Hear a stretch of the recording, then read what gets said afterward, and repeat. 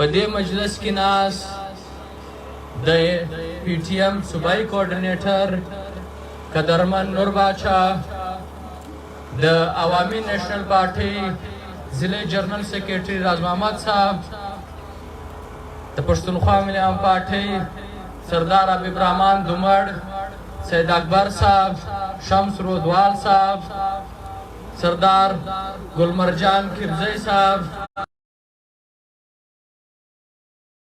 مېلمانه، په موږ تاسو ټولو ګران د عارف وزیر شهید ورور سراج وزیر، ډېر خوږ انقلابي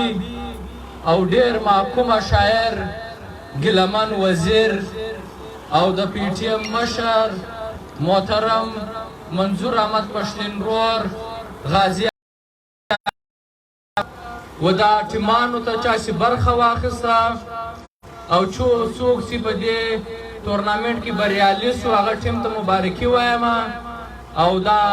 دویم راغلی ټیم ته هم مبارکي وایم، آفرین ورته وایم. دوی ډېره ښه مقابله وکړه او د دې تورنامنټ سرپرست اعلی چې چیرې د کیل یو خبره یو تورنامنټ چې چیرې د دا تورنامنټ یا د پلیرانو د حوصلې بلند کېدو یو ځای راځي، نو انجینیر صاحب همیشه تاثیره سوی دی، که هغه بیا لورلایي ده، که هغه بیا چمن دی، که مسلم باغ دی، که دوکۍ ده، که ژوب دی، هر چیر دی ورغلی دی، د دوی حوصلې ورپورته کړي دي، مرستې ورسره کړي دي. دغه ډېر کور ودانۍ کومه. عزیزانو، دلته راز محمد صاحب هم یوه خبره وکړه، نور هم وکړه چې موږ باید چې خپل شهیدان ویر نه کړو، موږ باید چې خپل پر شهیدانو باندې فخر وکړو، دوی په هر ځای باندې یاد کړو. نو زه یوه خبره کې اضافه کوم چې باید موږ د خپل شهیدانو پر لار لاړ شو، د کومو ارمانو لپاره، د کومو مقاصدو لپاره دوی خپل سرونه ورکړي دي، د وینې ورکړي دي، قربانۍ ورکړي دي، باید چې موږ هغه لاره ویر نه کړو. عزیزانو، خبره دا ده چې اوس په دې خبره خوشحاله سو که خوابدي سو؟ خوشحاله په دې سو چې موږ خپل شهیدان په هر ځای کې یادوو. په دا تورنمنټ د شهیدانو پر نامه جوړ سوی دی، او خوابدي په دې سو چې په دنیا کې واحد دا پښتانه قام دی چې دوی به خپل شهیدانو پر نامه باندې تورنمنټونه کوي. دا ضرورت موږ ته څه پېښ سوی دی چې هر مجلس کېږي په هغه کې به د محکومۍ خبره کېږي، د ظلم خبره به کېږي، د جابر خبره به کېږي، هلته به د شهیدانو خبره، د پښتنو د شهیدانو خبره موږ کوو. آیا دا حالات به موږ سره راغلي دي؟ دا شهیدان موږ پر څه ورکړي دي؟ دا هغه نابرابري ده چې دا ریاست او دا پنجابي اسټبلیشمنټ او د ده واکدارانو د موږ سره چې کم د محکوم کم چې کم ظلم او کم د رویه د موږ سره اختیار کړې ده، دا د هغې په نتیجه کې ده. د ده په هغه استعماري پالیسۍ د وجې ده نن پښتانه قام پر خپل ځان او په خپل بچیان په وطن په خپل حالاتو باندې اخته دي. دا یویشتمه اصلیزه ده. په دې کې دنیا ترقي کوي، په دې ملک کې پنجاب ورځ په ورځ باندې د ترقۍ په خوا روان دي، او په دې ملک کې ستا د پښتون وطن، ستا پښتانه دا ورځ په ورځ پر شا روان دي. د کمې نابرابرۍ خبره وکړو. یو خواته ستا 80,000 کسان دا پاکستان وایي، د فوج او اسټبلیشمنټ وایي چې 80,000 کسان دا د دهشتګردۍ او د افغانستان کې چې کم مداخلت موږ کولی د هغې شکار سول، دا ټول پښتانه ول. که بله خواته ته خبره کوې چې 110 اربه ډالره تاوان سوی دی، دا تاوان خو د پنجاب نه دی سوی، دا د نور صوبو نه دی سوی، دا خالي د پښتون وطن د پښتانه تاوان سوی دی. عزیزه، ته که د هر څه ته یې څه کوې چې ته ورځ په ورځ پر شا روان یې ستا اوبه وچېږي ستاسې کوم ځنګلونه دي چې دنیا تا پر یادوي هغه به ډېر ناترسۍ باندې کاټېږي که بیا د زیارت خبره وکړو که بیا د پاټا منځنۍ پښتونخوا د هغه قیمتي درختو خبره وکړو هغه ورځ په ورځ د کمېدو خواته روان دي بیا ستا د اوبو خبره چې وسي په دا پاکستان کې تر ټولو لویه برخه د اوبو غذا د پښتانه دي 98% ستا د وطنه ځي خو ستا علاقې نن د خوشحالۍ سره مخامخ دي په دا بورې کې د ورځې خلک شنګ اوبه نه لري په دا بورې کې چې دا ګرد آسپاس علاقې به ډېرې شنې وي دلته به خلکو کاشکاریانې کولې باغونه به اول سبزیانې به کرلې نن دا ټول علاقې وچې دي و بله خوا ته ته راواخه ستا معدنیات دي پر دې باندې ستا پنجابی قبضهګر دی پر دې باندې ستا دا پنجابي فوج قبضهګر دی دا استعماري خلک په قبضهګر دی دا لور لای کې کاسا ماربل پروجیکټ تاسو ته په یاد دی د دې ابتداله یو آرمي چیف راځي ته په کم حیثیت باندې راځې زما په بورې کې زما په وسایلو باندې ته افتتاح کوې او بیا تا الاټمنټونه کوې و خلکو ته یې ورکوې ورځ تر دې رارسېدلې ده چې د خلکو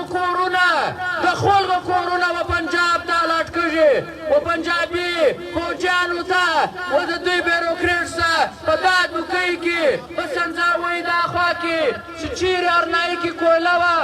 هلته کورونه د خلکو کورونه الاټ سوي دي تر دې زیات ظلم جبر تر دې زیات ناانصافي نابرابري بیا بل چیرې ده تا ته د پښتانه دا نوم خوند نه درکوي تا ته پښتو خوند نه درکوي تا ته د پښتانه دا وطن خوند نه درکوي تا ته خالي د پښتانه دا وسایل خوند درکوي نو عزیزانو دا شی باندې به موږ ډېر ښه سره خلاصوو موږ به پر خپل پښتو باندې په پښتنو باندې په خپل پښتونخوا وطن باندې وچ کلک درېږو او د دې دفاع به کوو که زموږ اوبه دي که غرونه دي که معدنیات دي که درختې دي او که بیا زموږ هغه د سرکاري چې کوم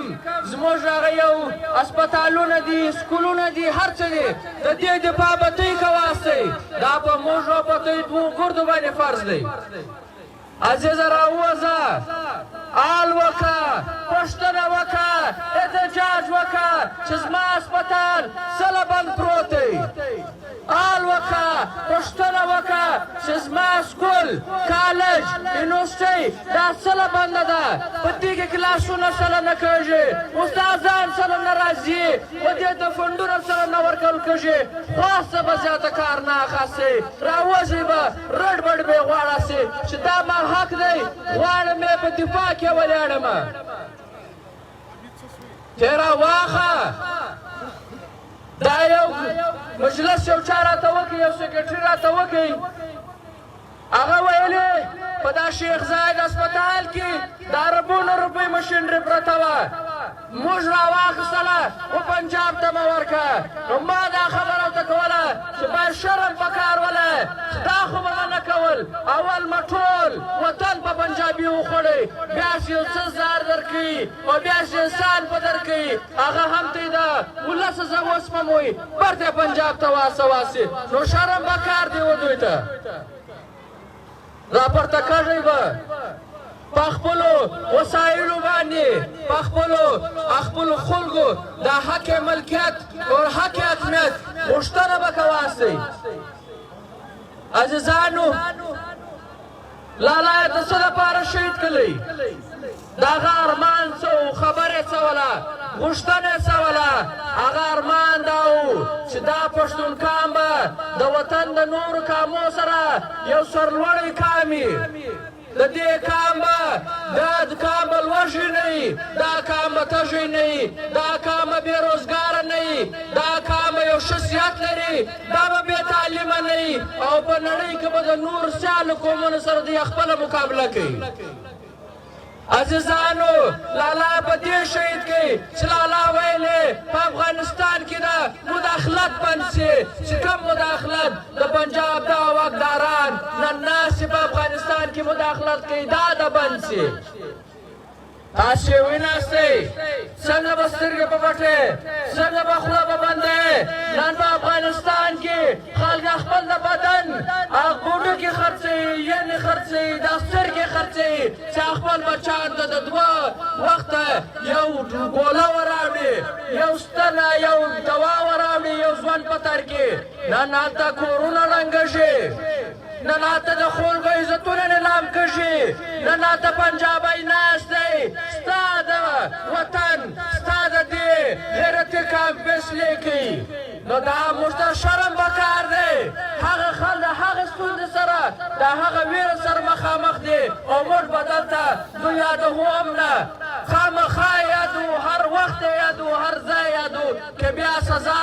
د سر په بیه ولا هم موږ ورکو عزیزانو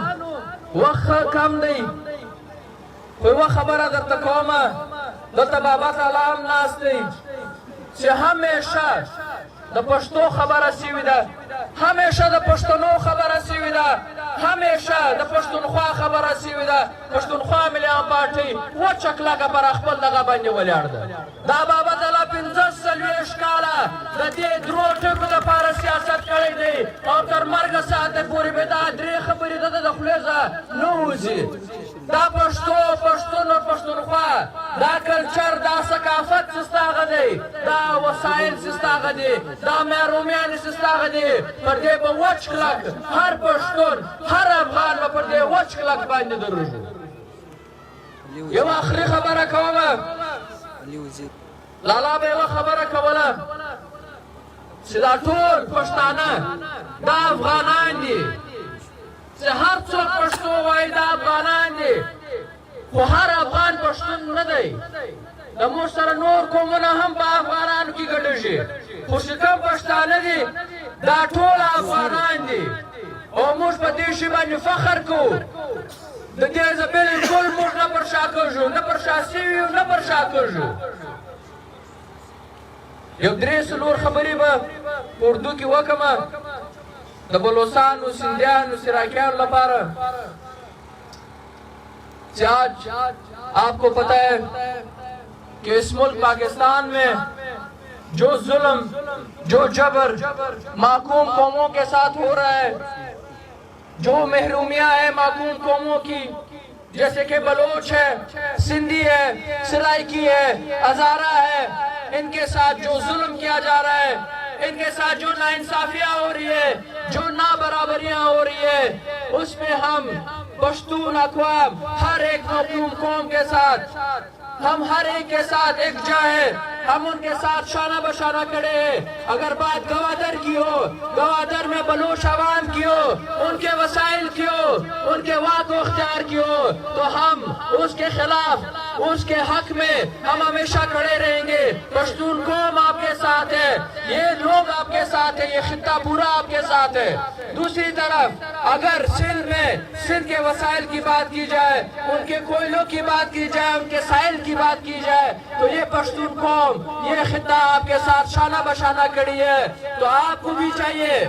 آپ سب کو بھی چاہیے کہ آپ کے اپنے علاقوں میں جو پشتون مارے جا رہے ہیں جن کے ساتھ ظلم ہو رہا ہے جن کے کاروبار تباہ کیے جا رہے ہیں جیسے کراچی میں ہو باقی علاقوں میں تو آپ اس پہ سنجیدگی سے سوچیں آپ اس کا راستہ روکیں آپ ان کو اپنے بھائیوں جیسا اپنے گلے لگائیں اور پنجاب کی جو پالیسی ہے محکوم قوموں کو الگ کرنے کی اس کی مخالفت کریں اس کا راستہ روکیں عزیزانو بل خبر دادا